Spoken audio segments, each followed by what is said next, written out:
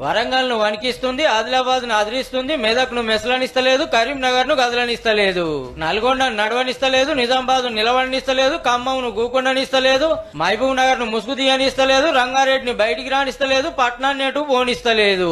వశపడకుండా చలి పెరిగే వరకు తెలంగాణ అంతా గజ్జు అంటుంది. ఇక ఇల్లు దాటనిస్తలేదు, మనసు ముసుగు తీయనిస్తలేదు. ఆకిలుడవాలంటే అదురుకుంటురు, అలుకు చల్లాలంటే అసొంట పోతుర్రు.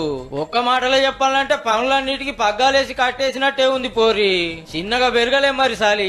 మబ్బుల లేవాలంటే సుక్కలేనాయే, మాపడీలు బయట తిరగాలంటే బూగులేనాయే. ఫ్యాన్ కట్క ఏసీ కట్క ఏసుడన్న ముచ్చటే లేదు. ఇక పొద్దుగాలు లేచి పనుల మీద బయటికి పోతోళ్ళు, వాకింగులు చేస్తోళ్ళు మస్తు తిప్పల పడుతుర్రు. ఊర్ల మీద దుప్పటి కప్పినట్టే పొగ మంచుగా అమ్ముతుండే వరకు ఎదురుంగి ఏ బండి వస్తుందో దగ్గరకు వచ్చేదాకా సుధ తెలుస్తలేదు. అగో లారీలు చూడు లైట్లు వేసుకునే వస్తున్నాయి. దీనామింత ఇగం పెరుగుతుండే వరకు షట్టర్ల కోసానికి దుగ్నాల మీద పడుతుర్రు. అటు అడవుల జిల్లాలనైతే అధ్వానం ఉన్నది పరిస్థితి.